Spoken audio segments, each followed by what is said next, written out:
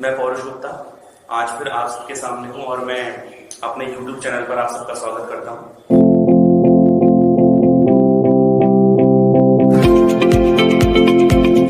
जैसे मैंने पिछले पार्ट में परसेंटेज के कुछ इंपॉर्टेंट क्वेश्चन लिए थे और फिर मैं आज भी कुछ परसेंटेज पर बेस्ड इंपॉर्टेंट क्वेश्चन कराने वाला हूं जो किसी भी एग्जाम के लिए बेनिफिशियल है। अगर कोई भी आप वनडे एग्जाम दे रहे हैं तो वहां पर ये क्वेश्चन आने की अत्यधिक संभावना है। तो मैं स्टार्ट करता हूं। प्रश्न आपका इस प्रकार से, मैं आपको उसको पढ़ के सुना देता हूं। किसी शहर की जनसंख्या 8000 थी। एक वर्ष में पुरुषों की संख्या में 10% तथा स्त्रियों की संख्या में 8% की वृद्धि हुई, लेकिन कुल जनसंख्या में 9% की वृद्धि हुई। उस शहर में पुरुषों की संख्या थी।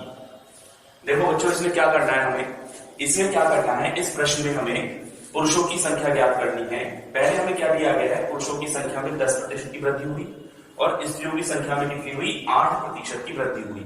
और हम ओवरऑल जनसंख्या की बात करें और कुल जनसंख्या की बात करें तो वहां पर 9% की वृद्धि हुई है ना। तो हमें पुरुषों की संख्या ज्ञात करनी है। अब इस प्रश्न को करने के कई माध्यम हो सकते हैं। इस प्रश्न को हम पूरा इसको मान के और बड़े तरीके से कर सकते हैं, लेकिन इसका कोई लाभ नहीं है। हमें तो क्वेश्चन को जल्दी से खत्म करना है और इसका आंसर लाना है। तो इसको हम किससे करेंगे, इसको हम करेंगे फ्रैक्शन में बदल करके। देखिए किस प्रकार से हम करते हैं। देखो एक तरफ लिख लेते हैं हम पुरुष, एक तरफ लेंगे हमारी स्त्री।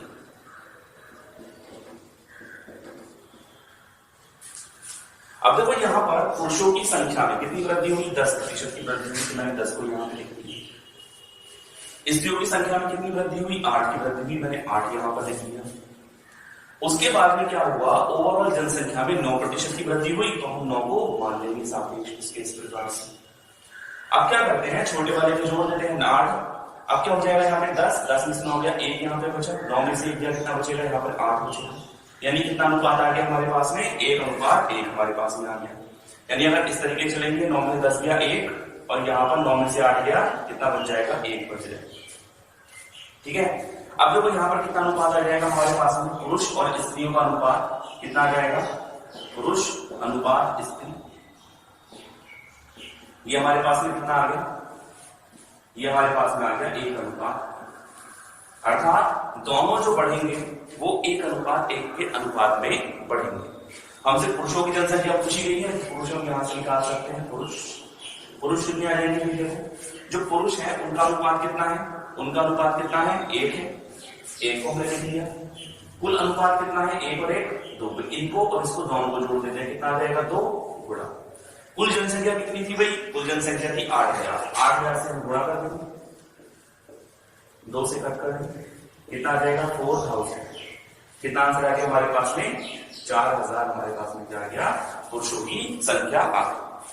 इस प्रकार क्या हो जाएगा, इस प्रकार हमारा प्रश्न हो जाएगा। तो हमारा ऑप्शन कौन सा सही हो गया, कि पहला हमारा ऑप्शन सही हो गया। देखो इस प्रकार हमने कितने आसान मेथड से इस प्रश्न को हल कर दिया। अब चलते हैं प्रश्न नंबर 2।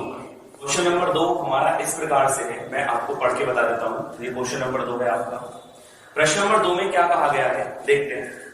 एक गांव में 2000 मनुष्य थे, यानी स्त्री और पुरुष सब मिलाकर कितने थे, 2000 थे। बाद में पुरुषों की संख्या में 10% की वृद्धि हुई।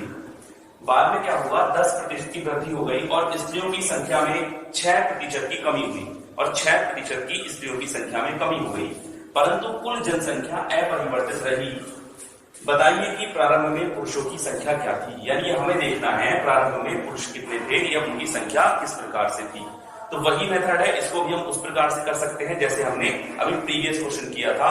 सेम देख लेते हैं। देखो यहां पर हम लिख देते हैं पुरुष अर्थात की मेल,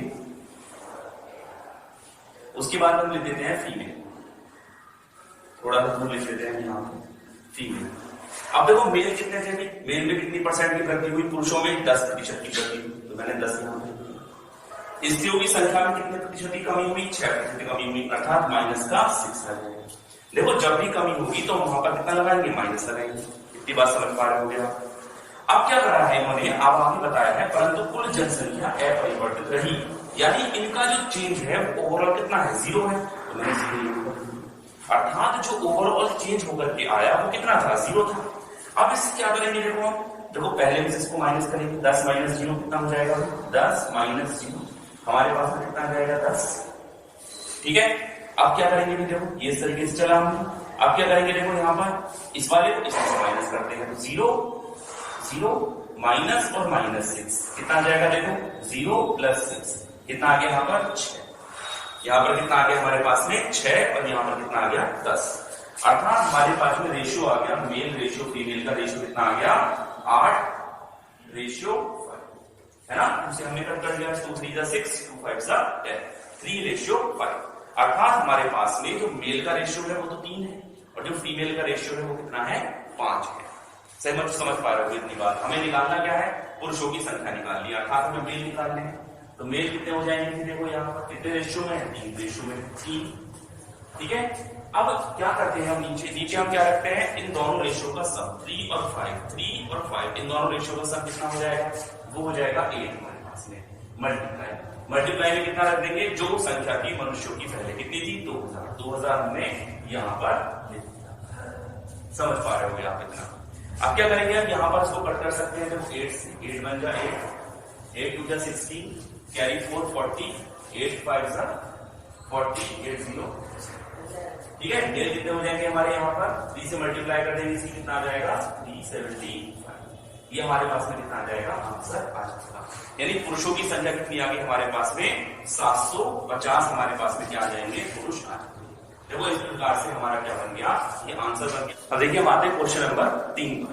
देखो हमारा क्वेश्चन नंबर 3 इस प्रकार से लिखा हुआ है, तपस ने एक बल्ला उसके अंकित मूल्य क्या होता है हमारा, मार्क प्राइस होता है, हमने इसको एमपी लिख दिया, पर 20% की छूट के साथ खरीदा। ठीक है। कोई बैट था कितने रुपए की, 20% की छूट के साथ खरीदा। उसने 80 रुपए के लाभ से बल्ले को 1200 रुपए में बेच दिया। बल्ले का अंकित मूल्य मार्क प्राइस ज्ञात कीजिए। ऐसा प्रश्न अक्सर एग्जाम में आता है और हम इसमें क्या कर देते हैं, गलत हो जाते हैं कभी कभी। देख लेते हैं इस प्रश्न को हल करने का आसान तरीका, किस तरीके से हम इस प्रश्न को हल कर सकते हैं। देखो भाई, तपस ने एक बल्ला अंकित मूल्य पर 20% की छूट के साथ खरीदा। पहली बार ध्यान रखना, जो छूट दी जाती है वो हमेशा किस पर दी जाती है, अंकित मूल्य पर दी जाती है, मार्क प्राइस पर दी जाती है। ठीक है। तो मान लेते हैं इसका जो मार्क प्राइस है, मान लेते हैं बल्ले का जो मार्क प्राइस है वो 100 यूनिट हमने मान लिया। ठीक है। 100 यूनिट की जगह 100x लिख सकते हैं। मान लिया हमने जो बल्ले की कीमत है वो कितनी है, 100x है, जो मार्क प्राइस है वो हमने मान लिया। 20% की छूट के साथ खरीदा। ठीक है। यानी उसने जो खरीदा उसके लिए क्या हो जाएगा, वो उसके लिए तो कॉस्ट प्राइस है। उसने जो खरीदा कॉस्ट प्राइस, यानी कॉस्ट प्राइस का मतलब क्या हो गया, जो उसने खरीदा। ठीक है। जिस कीमत पर उसने चीज को खरीदा वो उसका कॉस्ट प्राइस हो जाएगा। ठीक है। तो कितना है कॉस्ट प्राइस, 20% की छूट पर खरीदा। ठीक है।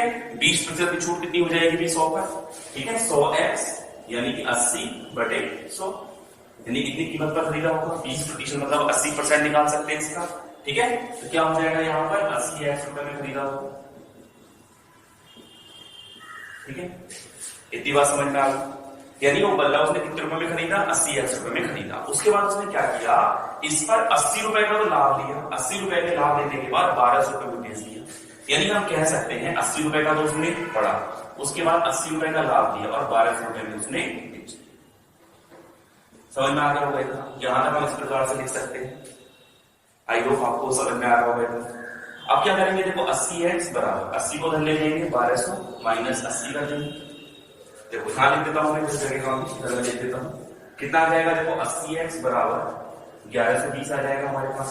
देख सकते हो 1280 का कितना बचेगा, 1120 आ गया। x बराबर कितना आ गया 1120 अपॉन में कितना आ जाएगा 80, 0 से 0 8 से काटेंगे, 8 का मान 8 चौक 32। x बराबर कितना आ गया हमारे पास में 40। x बराबर कितना आ गया हमारे पास में 40। हमसे क्या पूछा गया है, बल्ले का मार्क प्राइस क्या कीजिए। देखो बल्ले का मार्क प्राइस क्या हो जाएगा, एमपी हमने कितना माना था भाई, एमपी हमारे पास में कितना था 100x था, यानी 100 मल्टीप्लाई कितना कर देंगे 14, कितना आ जाएगा हमारे पास में 1400 रुपए क्या आ जाएगा आंसर, यानी 1400 क्या आ जाएगा हमारे पास में आंसर आ जाएगा।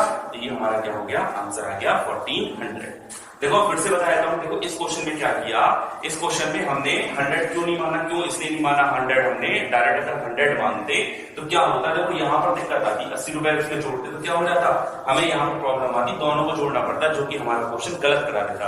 एग्जाम में अक्सर हमसे यही गलती होती है, हम इसको 100 मान करके करते हैं, जबकि इसको 100 नहीं मानना है, आप इसे 100x मान के करिए, क्वेश्चन आसानी से बनेगा और एग्जाम में कभी गलत नहीं होगा। देखो फिर से बताता हूँ, हमने एमपी कितना है हमारे पास में 100x है। उसके बाद में हमने क्या कर लिया, सीपी निकाल लिया। सीपी कितना था, 20% कम था। भाई कोई भी चीज होती है वो 100% होती है, जब 100% होती है और 20% उसमें से कम कर लिया हमने, तो वो सीपी कितना बचेगा, 80% बचेगा। तो हमने देखो 80% इसका निकाल लिया, कितना आ गया, 80x आ गया। समझ सकते हो, तो डायरेक्ट आ सकता था 80x। उसके बाद में क्या हो गया, 80x किसके बराबर है, 80x बराबर है आपका 80 रुपए उसमें जोड़ दिए। भाई 80x के उसने 80 रुपए जोड़ के 1200 रुपए बेच दिया, देख सकते हो आप यहाँ पर 80 रुपए देकर के उसने 1200 बेच दिया। 80 को हम उधर ले गए, कितना आ गया, 80x बराबर कितना आ गया, 1120। x की वैल्यू 14 आ गई, यहाँ से बदलेगा एमपी 100 मल्टीप्लाई कितना 14, कितना आ जाएगा 1400, इसका क्या आ जाएगा, आंसर आ जाएगा। तो बेहद ही आसान तरीके से हमने इस क्वेश्चन को किया। अब आते हैं अगले क्वेश्चन पर, क्वेश्चन नंबर 4। अब आते हैं क्वेश्चन नंबर 4। देखिए क्वेश्चन नंबर 4 में पढ़ के सुना देता हूं आप सबको। क्वेश्चन नंबर 4 क्या है हमारा, ए बी से 20% अधिक कमाता है। यदि बी की आय 2400 रुपए हो तो ए की आय ज्ञात कीजिए। देखिए इस प्रकार का क्वेश्चन भी आसानी से हो जाता है, आसानी से हो जाता है, इस प्रकार क्वेश्चन भी एग्जाम में आता है। और हम किस प्रकार से इस क्वेश्चन को आसान मेथड से करेंगे वो मैं आप सबको बताने वाला हूं। देखिए यहां पर लिखा हुआ है ए बी से 20% अधिक कमाता है। देखो जो कम कमा रहा है उसको मान लेते हैं, मान लो बी है, ए बी से 20% अधिक कमाता है। मान लो जो बी है वो 100 रुपए कमा रहा है या 100 रुपए अर्न कर रहा है। जो बी है वो 100 रुपए क्या कर रहा है, अर्न कर रहा है। अब ए क्या है, 20% ज्यादा कमा रहा है, इसका मतलब ए कितना कमाएगा, 120 कमाएगा। अब 120 कैसे आया, देखो बता देता हूं।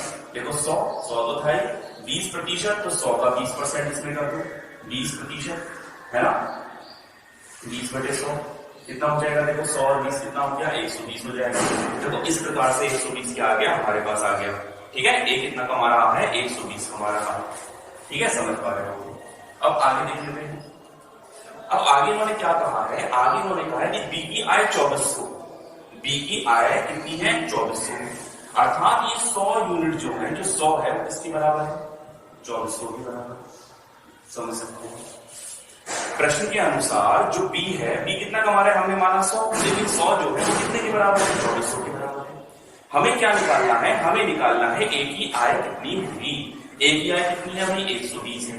देखो 100 यूनिट की वैल्यू कितनी दे रखी है, 2400 दे रखी है ना, तो 1 यूनिट की वैल्यू हम निकाल सकते हैं। देखो 100 यूनिट, इसकी वैल्यू कितनी है, 2400 है।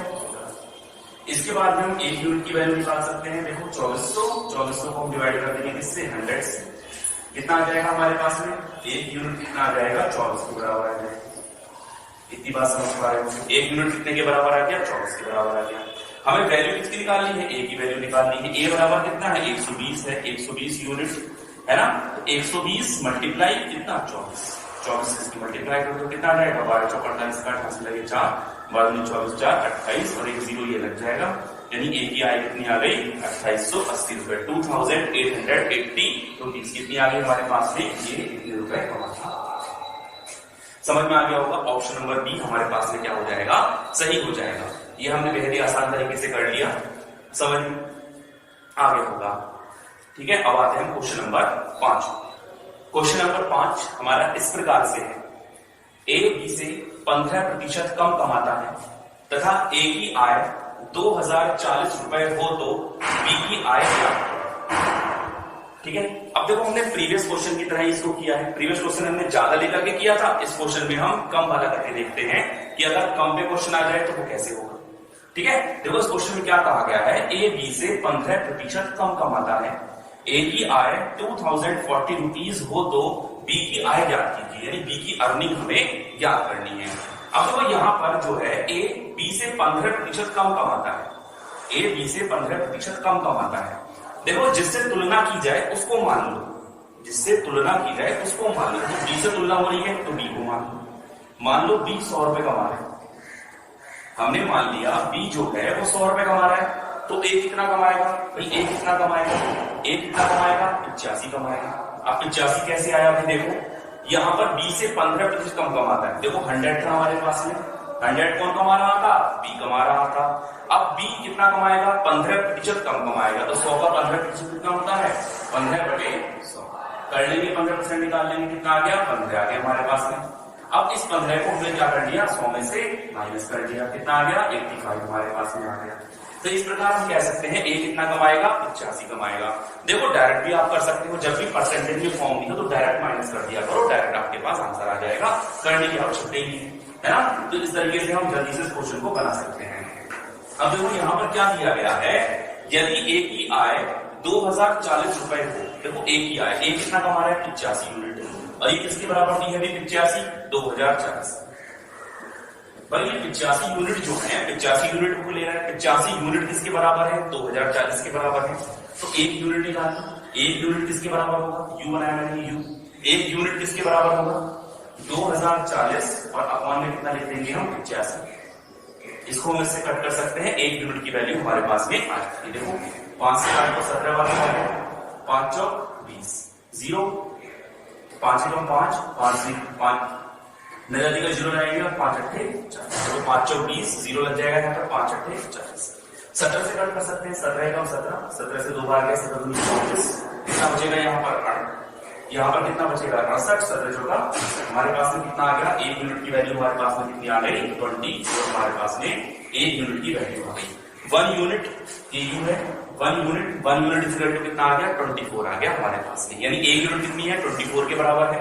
तो हमें कितनी निकालनी है, बी की निकालनी है, बी बराबर कितना है, बी 100 यूनिट के बराबर था, हमने 100 यूनिट के बराबर इसको माना था, तो कितना आ जाएगा यहाँ से 100 मल्टीप्लाई किससे कर देंगे 24 से मल्टीप्लाई कर देंगे, कितना आ गया हमारे पास में आंसर 2400 रुपए हमारे पास में आंसर। यानी आप समझ सकते हैं कि बी कितना रुपए कमाएगा 2400 रुपए बी यहाँ पर कमाएगा, तो हमारे पास में ऑप्शन नंबर ए सही हो जाएगा, समझ सकते हो आप। ठीक है, बता देता हूं, देखो बी 100 रुपए कमा रहा था, ए 85 मैंने बता दिया किस तरीके से आया, 85 यूनिट को हमने किसके बराबर मान लिया 2040 के बराबर मान लिया, और उसको हमने एक यूनिट की वैल्यू निकाल ली, एक यूनिट के बाद डायरेक्ट हम 100 यूनिट की वैल्यू निकाल सकते हैं, इस तरीके से हम क्वेश्चन को कर सकते हैं।